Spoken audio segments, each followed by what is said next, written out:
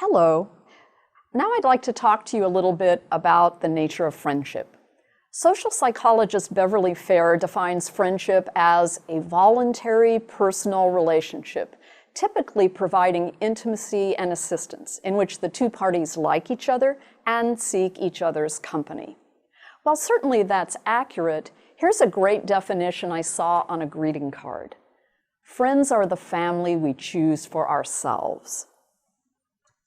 How do you make friends with another person? What factors are involved? Research suggests that first-year college students form friendships on the basis of residential proximity. That is, the availability, in other words, of a meshing of daily schedules, and the degree of shyness or outgoingness of the individuals involved. More generally, a number of factors are involved, such as, first, individuals differ in the type of friendship they want to have, depending on whether they are what we call high or low self-monitors.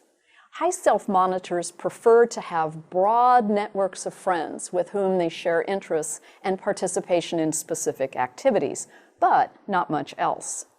Low self-monitors prefer to have fewer friends, but to have more in common with and get closer to each of them.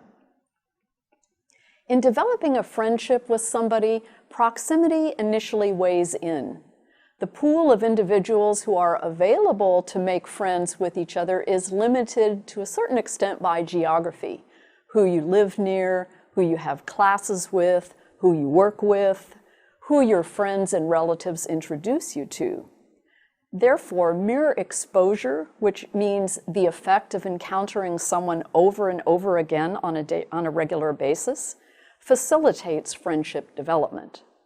These days, of course, you can also meet people via the internet, but it won't be unless and until you meet that person in person that you'll know for sure whether or not they are who they've portrayed themselves to be. The next filter someone destined to be your friend must pass through is the filter of responsiveness. You're more likely to perceive as friendship material those who respond positively to your words and actions. In other words, those who respond with interest, with appreciation of your sense of humor, who agree with your point of view, and so on. Much more so than those whose responses to you are lukewarm or negative. At some point, you will have interacted with a friend prospect enough to have a sense of how similar his or her values, opinions, attitudes, worldviews, etc. are to yours. Assuming that the two of you are in sync at that level, you will have found someone who validates your own view of things. This type of mutuality is called rewards of interaction. And when you have that with someone, it's much more likely you will develop a friendship with that person.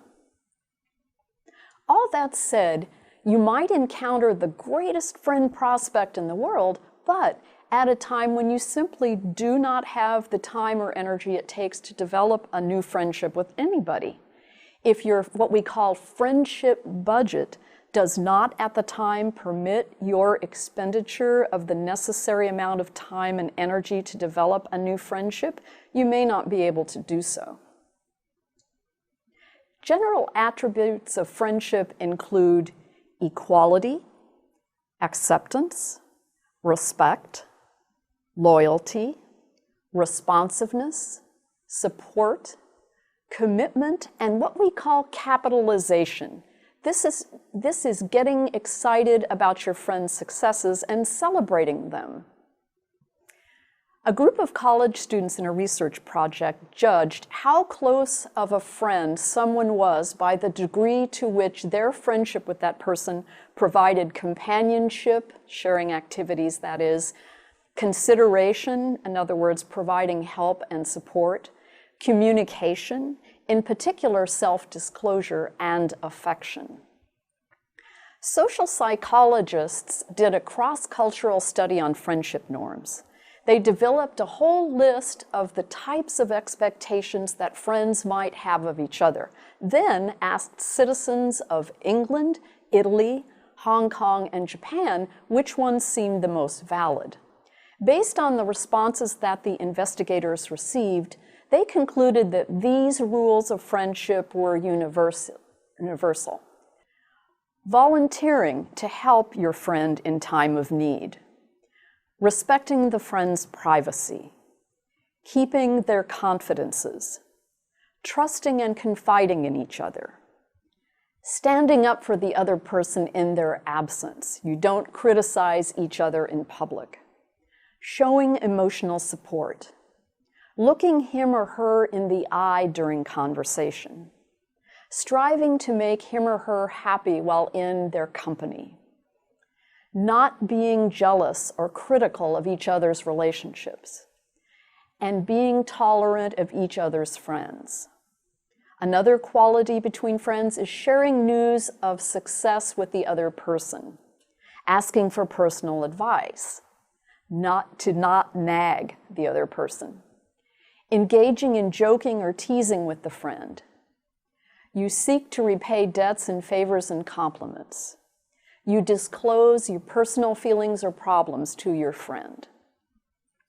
So as you can see, the research that I just referred to found that across cultures in different countries, there were these universal norms of friendship that were valid in every one of these different cultures. What I suggest now is you think about your own friendships with the people that you're close friends with and see, do these same friendship norms seem to apply in your case?